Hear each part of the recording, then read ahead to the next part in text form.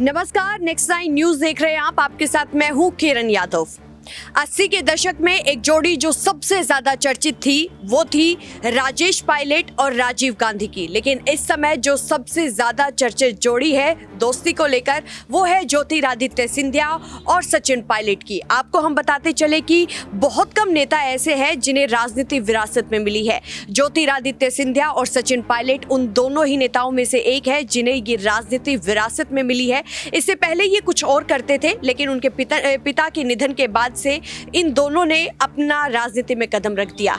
अब हम आपको बताते चलते हैं कि जिस तरीके से ज्योतिरादित्य सिंधिया बचते हैं सचिन पायलट पर टिप्पणियां करने से, तो वही सचिन पायलट भी बचते हैं ज्योतिरादित्य सिंधिया पर टिप्पणी करने से।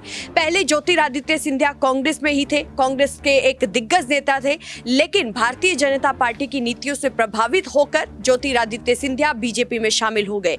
हालांकि देखिए, अब दोनों की पार्टियां अलग अलग है। सचिन पायलट कांग्रेस से है तो वही ज्योतिरादित्य सिंधिया भारतीय जनता पार्टी से है।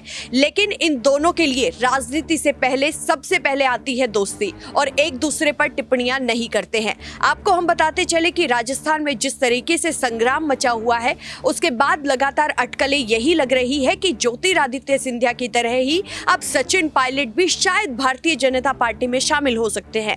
आपको हम बताते चले कि साल 2020 में सचिन पायलट की तरफ से बगावती तेवर दिखाए गए थे। उसके बाद भी लगातार यही माना जा रहा था कि शायद सचिन पायलट भी भारतीय जनता पार्टी में जा सकते हैं, लेकिन ऐसा हुआ नहीं। कांग्रेस आलाकमान ने उन्हें मना लिया।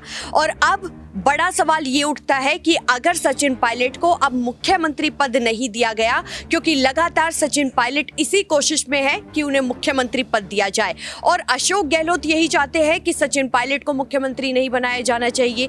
अगर सचिन पायलट को मुख्यमंत्री पद नहीं दिया गया तो आने वाले वक्त में क्या एक बार फिर से सचिन पायलट साल 2020 की तरह ही अपने बगावती तेवर दिखाएंगे? ये अपने आप में बड़ा सवाल है।